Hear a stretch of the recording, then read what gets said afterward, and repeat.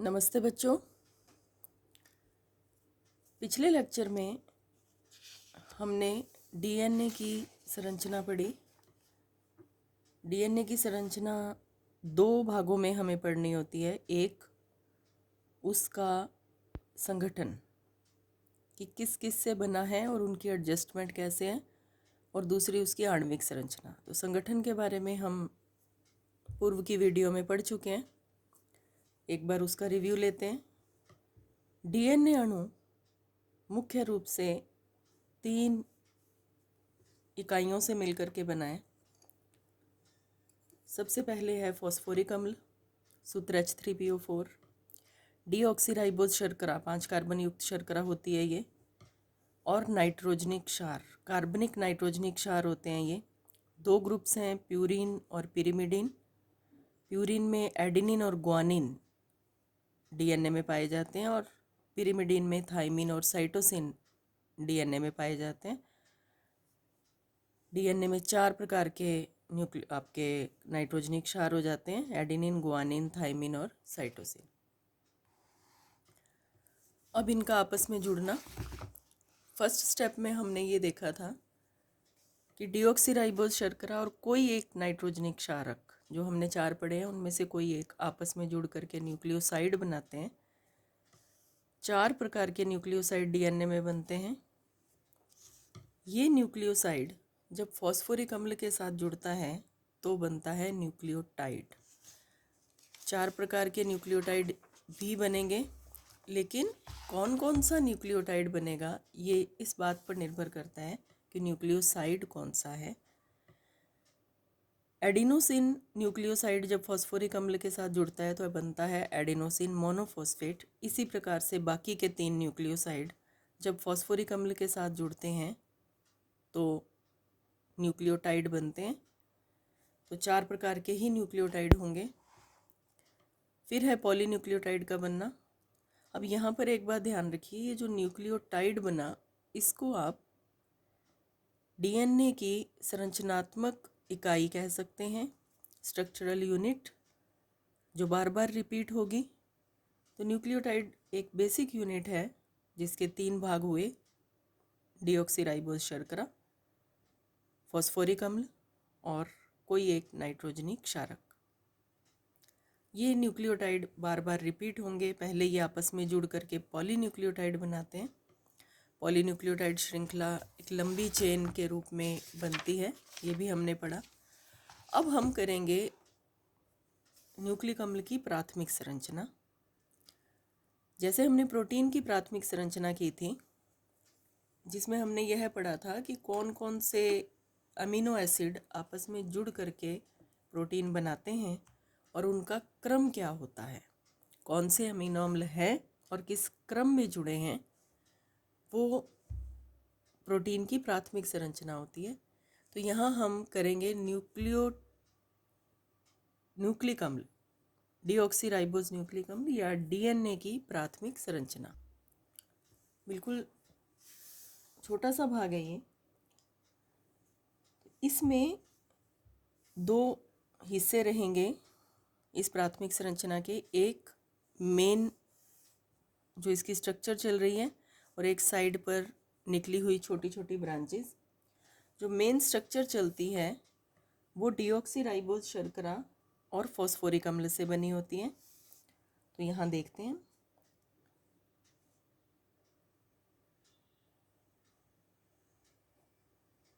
D oxy ribose शर्करा। हम इसको सिर्फ शर्करा लिखें तो भी चलता है, क्योंकि डीएनए की स्ट्रक्चर लिख रहे हैं तो डीऑक्सीराइबोज शर्करा ही होगी। और इसके साथ जुड़ा रहता है फॉस्फोरिक अम्ल। फॉस्फोरिक अम्ल इस रूप में जुड़ता है। आप पीछे की संरचना निकाल करके देखेंगे तो आप इसको समझ पाएंगे। ये जो मेन चेन के अंदर है उसमें OPO, फॉस्फोडाइएस्टर बॉन्ड आपको नज़र आता है, जिसके एक साइड पर फॉस्फोरस के साथ OH जुड़ा है और दूसरी साइड पर डबल बॉन्ड O। अब फिर से डीऑक्सीराइबोज शर्करा,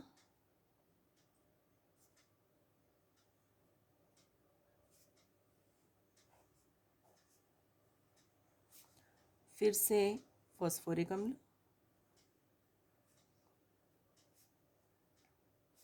ये इस प्रकार से आगे चेन बढ़ती जाती है और इधर भी फॉस्फोरिक अम्ल जुड़ा हुआ है, मतलब अल्टरनेट जुड़े हुए पाए जाते हैं ये, एक के बाद एक फॉस्फोरिक अम्ल शर्करा, फॉस्फोरिक अम्ल शर्करा, इस प्रकार से ये आपस में जुड़ जाते हैं। और शर्करा के साथ हम जानते हैं कि नाइट्रोजनी क्षारक भी जुड़ता है। तो एक तरफ तो शर्करा के साथ फॉस्फोरिक अम्ल जुड़ता है, दूसरी तरफ नाइट्रोजनी क्षारक जुड़ता है, एक न्यूक्लियोटाइड बन गया, ये एक दूसरा न्यूक्लियोटाइड बन गया और दोनों न्यूक्लियोटाइड आपस में फिर से फॉस्फोरिक अम्ल की सहायता से जुड़ जाते हैं। तो यहाँ हम लिखेंगे नाइट्रोजनी क्षार,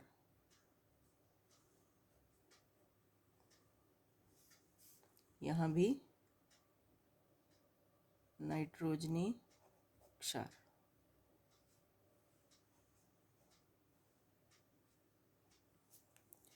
ये है डीएनए की प्राथमिक संरचना। मेन जो इसकी चेन है उसमें फॉस्फोरिक अम्ल शर्करा, फॉस्फोरिक अम्ल शर्करा अल्टरनेटली लगे रहते हैं और शर्करा के साथ नाइट्रोजनी क्षार साइड पर एक ब्रांच के रूप में निकले हुए नज़र आते हैं। अब नेक्स्ट टॉपिक हमें देखना है डीएनए की आणविक संरचना।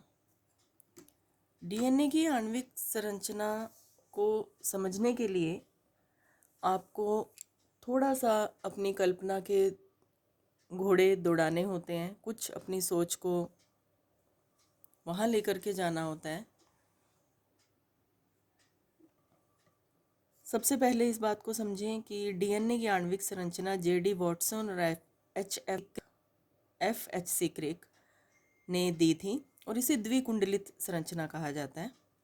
इसके अनुसार डीएनए अणु दो लड़ वाली संरचना है, इसमें दो चेन्स होती हैं जिसकी तुलना ऊंची घुमावदार सीढ़ी से की जाती है। यहाँ आपको इमेजिनेशन में जाना होता है। आपने बड़ी बड़ी बिल्डिंग्स में ऊंची सीढ़ियाँ देखी होंगी जो इस प्रकार से ऊपर की तरफ बढ़ती हुई चलती हैं, नीचे से शुरू होती हैं और वो सीढ़ी ऐसे ऊपर चलती जाती है, उसे हम ऊंची घुमावदार सीढ़ी कहते हैं। उससे कर सकते हैं हम डीएनए अणु की संरचना तुलना। प्रत्येक स्ट्रैंड का मतलब जैसे सीढ़ी होती है, सीढ़ी के दो साइड्स होते हैं, हम हर साइड को एक स्ट्रैंड मान लेते हैं डीएनए का। हमने कहा ये दो लड़ वाली संरचना है। प्रत्येक स्ट्रैंड एक पॉलीन्यूक्लियोटाइड श्रृंखला है, एक पॉलीन्यूक्लियोटाइड श्रृंखला इधर है, एक पॉलीन्यूक्लियोटाइड श्रृंखला इधर है। दोनों श्रृंखलाएं एक दूसरे से बराबर दूरी पर हैं और सीढ़ी की तरह घूम करके ऊपर जा रही हैं। दोनों पॉलीन्यूक्लियोटाइड श्रृंखलाएं प्रति समांतर होती हैं। प्रति समांतर का मतलब होता है कि ये पॉलीन्यूक्लियोटाइड श्रृंखलाएं एक दूसरे से उल्टी चलती हैं। अभी हमने बात किया प्रत्येक स्ट्रैंड एक पॉलीन्यूक्लियोटाइड श्रृंखला है और दो श्रृंखलाएं होती हैं, तो प्रत्येक जो पॉलीन्यूक्लियोटाइड श्रृंखला है, दोनों पॉलीन्यूक्लियोटाइड श्रृंखलाएं प्रति समांतर होती हैं। एक इस दिशा में चलेगी तो दूसरी इस दिशा में चलेगी। इसको मैं आपको एक चित्र की सहायता से दिखाती हूँ। ये एक पॉलीन्यूक्लियोटाइड श्रृंखला है, ध्यान दें। डीऑक्सीराइबोज शर्करा को ध्यान से देखिए। इसका जो रिंग है 5 मेंबर्ड रिंग, उसमें ऑक्सीजन टॉप पर है इस तरह से। सामने वाली जो चेन है वो नीचे की तरफ चल रही है। ये डीऑक्सीराइबोज शर्करा है जिसका ऑक्सीजन आपको नीचे की तरफ नज़र आ रहा है।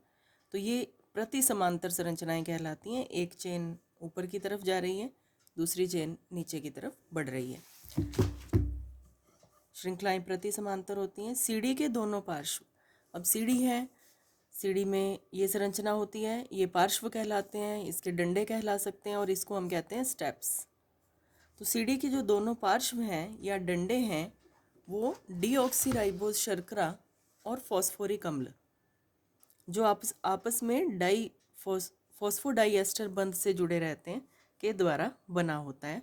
मतलब ये जो सीढ़ी है, सीढ़ी के ये जो दोनों बार्स या डंडे हैं ये बने होंगे शर्करा फॉस्फोरिक अम्ल, शर्करा फॉस्फोरिक अम्ल, इस प्रकार से इनसे बने होते हैं। और आपस में ये फॉस्फोडाइएस्टर बॉन्ड के द्वारा जुड़े रहते हैं। और जो ये स्टेप्स हैं देखिए, जबकि स्टेप्स नाइट्रोजनिक क्षारकों के बने होते हैं, सीडी के बीच में जो ये स्टेप्स हैं ये नाइट्रोजनिक क्षारक, कोई भी नाइट्रोजनिक क्षारक हो सकते हैं, एडेनिन, गुआनिन, थाइमिन, साइटोसिन, उनके द्वारा बने होते हैं ये स्टेप्स। अब ये किस प्रकार से बनते हैं, इधर एक चेन है इधर दूसरी चेन है, तो ये स्टेप पूरा कैसे हो गया, दोनों के नाइट्रोजनिक क्षारक। तो अब इसको देखिए, ये प्राथमिक संरचना है एक पॉलीन्यूक्लियोटाइड चेन की। अब हम अगर इसको यूं घुमा दें डीएनए बनाने के लिए, तो फॉस्फोरिक अम्ल, शर्करा, फॉस्फोरिक अम्ल, शर्करा, और इधर निकले हुए नाइट्रोजनिक क्षारक। तो ऐसे ही दूसरी चेन सामने होगी, तो दोनों नाइट्रोजनिक क्षारक आमने सामने तो आएंगे, लेकिन उनके बीच में गैप रहेगा। तो वो गैप कैसे फिल होता है उसको देखते हैं। यहाँ पर बहुत ध्यान देने वाली बात है, एक पॉलीन्यूक्लियोटाइड श्रृंखला का एडेनिन, एक पॉलीन्यूक्लियोटाइड श्रृंखला का एडेनिन सदैव दूसरी पॉलीन्यूक्लियोटाइड श्रृंखला के थाइमिन के सामने आएगा। ये श्रृंखलाएं एक दूसरे के सामने इस प्रकार से आती हैं कि एक पॉलीन्यूक्लियोटाइड श्रृंखला का एडेनिन होगा, जो ये एक पॉलीन्यूक्लियोटाइड श्रृंखला है, ये उसका एडेनिन है, दूसरी पॉलीन्यूक्लियोटाइड श्रृंखला के थाइमिन के सामने आता है। और अगर इधर थाइमिन है तो इधर एडेनिन आ जाएगा। मतलब ये है कि एडेनिन और थाइमिन आमने सामने आते हैं और इनके बीच में दो हाइड्रोजन बॉन्ड बन जाते हैं। इनके आमने सामने आते ही दो हाइड्रोजन बॉन्ड बन जाते हैं। दोबारा पढ़ते हैं, एक पॉलीन्यूक्लियोटाइड श्रृंखला का एडेनिन दूसरी पॉलीन्यूक्लियोटाइड श्रृंखला के थाइमिन से दो हाइड्रोजन बंधों द्वारा, मतलब ए डबल बॉन्ड टी, और एक पॉलीन्यूक्लियोटाइड श्रृंखला का साइटोसिन, यदि इस श्रृंखला में साइटोसिन होगा तो दूसरी श्रृंखला में उसके सामने गुआनिन ही होगा, और इनके बीच में तीन हाइड्रोजन बंध बनेंगे। इसको डबल बॉन्ड और इसको ट्रिपल बॉन्ड नहीं बोलना, दो हाइड्रोजन बॉन्ड, तीन हाइड्रोजन बॉन्ड, गुआनिन से तीन हाइड्रोजन बंधों द्वारा जुड़ते हैं। तो ये सीढ़ी नुमा संरचना पूरी हो जाती है, लेकिन ये सीढ़ी सीधी नहीं, ऐसे घुमावदार रूप में होती है। इसके लिए आपके चित्र है, चित्र 14.17 आपकी किताब में दे रखा है। ये डायग्राम मैं आपको दिखाती हूँ कि किस प्रकार से ये बनता है। ये घुमावदार सीढ़ी बनाई गई है। अब यहाँ पर ये आपको एक दूसरे को क्रॉस होते हुए दिख रहे हैं, वास्तव में एक दूसरे को इस प्रकार से क्रॉस नहीं करते हैं। जब हम किसी 3 डायमेंशनल स्ट्रक्चर को 2 डायमेंशनली कॉपी पर, कागज़ पर उतारते हैं तो वो इसी प्रकार से नज़र आता है। यहाँ पर आप इसको देख सकते हैं कि ये एक स्ट्रैंड जा रहा है, पॉलीन्यूक्लियोटाइड श्रृंखला जा रही है, पीछे से ये दूसरी श्रृंखला है जिसमें गैप दिखाया है, मतलब वो उसके बैक साइड से निकल रही है, क्रॉस नहीं कर रहे एक दूसरे को, बिल्कुल एक दूसरे से पैरेलल बराबर दूरी बना करके सीढ़ी की तरह चलती हैं ये श्रृंखलाएं, कभी भी एक दूसरे को ना टच करेंगी ना ही क्रॉस करेंगी। अब यहाँ पर एक बात समझ लें कि ये एक घुमाव है इस सीढ़ी नुमा संरचना का, और ऐसा ही एक घुमाव यहाँ पर आ गया। जब कोई घुमाव दोबारा अपनी उसी शेप पर आता है तो हम कहते हैं कि एक घुमाव कंप्लीट हुआ। तो इसका एक घुमाव 34 आर्मस्ट्रॉन्ग का होता है डीएनए का एक घुमाव 34 आर्मस्ट्रॉन्ग का होता है, जिसके अंदर नाइट्रोजनिक क्षारकों के 10 जोड़े उपस्थित होते हैं। यहाँ पर आपको 8 नज़र आ रहे हैं क्योंकि इसकी स्ट्रक्चर हम पूरी शो नहीं कर पाते यहाँ पे। और दो जोड़ों के बीच में पैरेलल जो दो जोड़े हैं आगे पीछे वाले, उनके बीच की दूरी रह जाती है 3.4 आर्मस्ट्रॉन्ग। 34 आर्मस्ट्रॉन्ग को 10 से भाग दे देंगे, और इन दो श्रृंखलाओं के बीच की जो दूरी, दोनों सीढ़ी के जो बार्स हैं उनके बीच की दूरी जो परमानेंट इतनी रहेगी वो रहेगी 20 आर्मस्ट्रॉन्ग। ये संरचना आपको बनानी है। आपको थोड़ा सा हिंट दे देते हैं कि ये संरचना किस प्रकार से बनती है।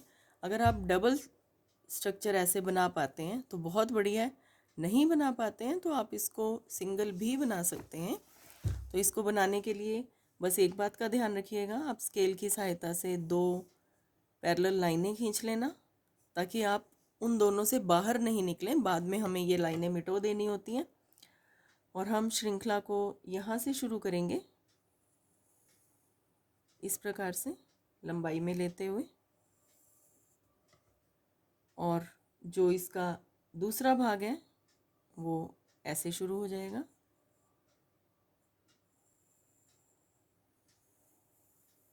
बस आपको ये यूनिट ऐसे बनानी है, ये ध्यान रखना।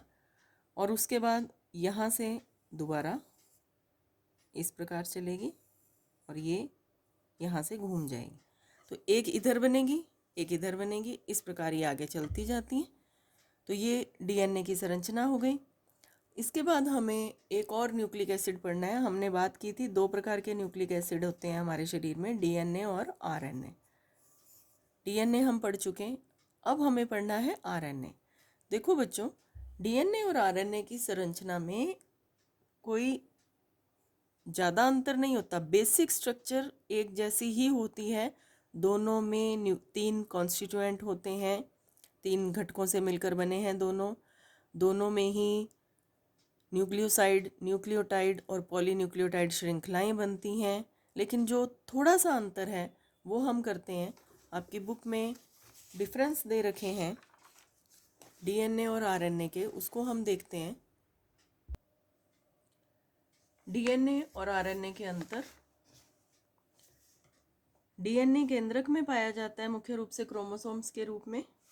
यह है आरएनए कोशिका द्रव्य में पाया जाता है। कोशिका की संरचना को एक बार याद कर लेते हैं, देख लेते हैं।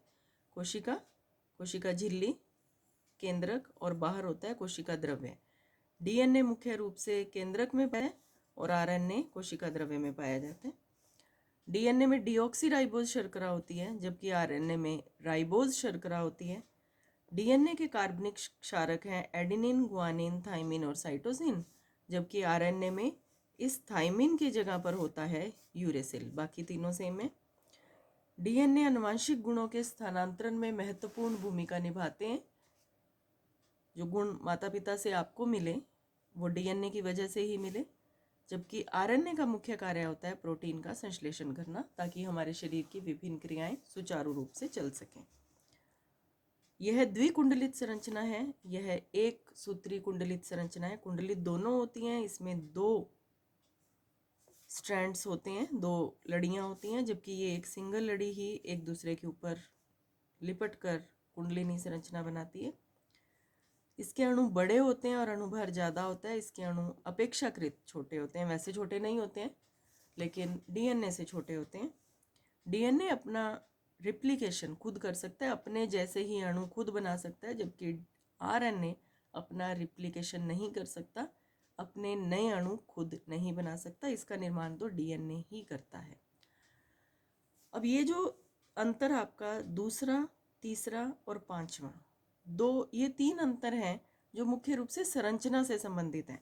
बाकी अंतर कार्यों से संबंधित हैं और ये 3 अंतर संरचना से संबंधित हैं। तो हम डीएनए संरचना को दोबारा देखते हैं और जहाँ जहाँ ये अंतर हैं वहाँ वहाँ हम दोबारा इसको करने की कोशिश करते हैं।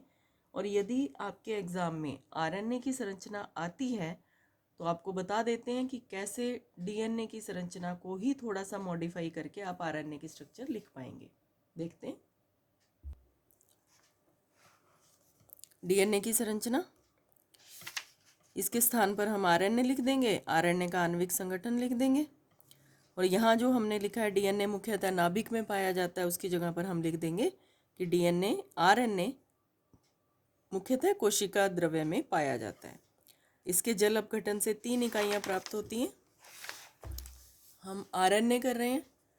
फॉस्फोरिक अम्ल जैसे है वैसे ही रहेगा, चेंज आएगा डीऑक्सीराइबोज शर्करा में। डीएनए में केवल हम राइबोज शर्करा लिखेंगे, राइबोज शर्करा पाई जाती है। पेंटोज है, 5 कार्बन युक्त है, बिल्कुल ऐसे कैसे ही रहेगा। डीऑक्सी हट जाएगा, डीएनए में राइबोज शर्करा होती है। आपने अगर ये नोट्स डीएनए वाले कॉपी पर उतार लिए हैं तो उसी में आप पेंसिल से चेंज करके आरएनए की संरचना कर सकते हैं। कार्बनिक नाइट्रोजनिक क्षारक एडेनिन, गुआनिन सेम है। पिरिमिडीन में थाइमिन और साइटोसिन, थाइमिन की जगह पर आरएनए में होता है यूरेसिल, सिंबल यू। घटकों की व्यवस्था, सबसे पहले न्यूक्लियोसाइड का बनना। डीऑक्सीराइबोज की जगह राइबोज शर्करा प्लस नाइट्रोजनिक क्षारक मिलकर के न्यूक्लियोसाइड बनाते हैं, बिल्कुल ऐसे कैसे रहेगा। यहाँ भी डीऑक्सी हट जाएगा, राइबोज शर्करा, थाइमिन की जगह पर आ जाएगा यूरेसिल। और एडिनोसिन, ग्वानोसिन, थाइमिडीन की जगह पर आ जाएगा यूरिडीन। ये ऐसे कैसे रहेगा? 5वें ये कार्बन पर C1 पर जुड़ता है। न्यूक्लियोटाइड का बनना, न्यूक्लियोसाइड और फॉस्फोरिक अम्ल के मिलने से न्यूक्लियोटाइड बनता है। बिल्कुल यही करेंगे हम। आरएनए में 4 प्रकार के न्यूक्लियोटाइड हैं। एडिनोसिन, ग्वानोसिन, थाइमिडीन की जगह पर हमें करना है यूरिडीन, और यहाँ पर थाइमिडीन मोनोफॉस्फेट की जगह पर आ जाएगा यूरिडीन मोनोफॉस्फेट। आगे बिल्कुल यही रहेगा। एस्टर बॉन्ड बनता है। एक बात और, पहले हम थोड़ा सा इसको मिसअंडरस्टैंड कर गए। न्यूक्लियोटाइड बनते समय न्यूक्लियोसाइड और फॉस्फोरिक अम्ल जब पहली बार आपस में जुड़ते हैं तब एस्टर बॉन्ड होता है, और जब दूसरी बार पॉलीन्यूक्लियोटाइड चेन बनते समय ये जुड़ते हैं तब फॉस्फोडाइएस्टर बॉन्ड होता है।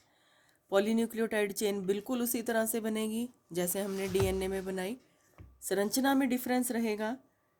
डीऑक्सीराइबोज शर्करा की जगह पर जब हमें राइबोज शर्करा करनी है तो यहाँ पर OH हो जाएगा, यहाँ भी OH हो जाएगा, इधर भी OH और इधर भी OH। ये डिफरेंस रहेगा इनमें। बाकी बिल्कुल एक जैसी संरचनाएं हैं।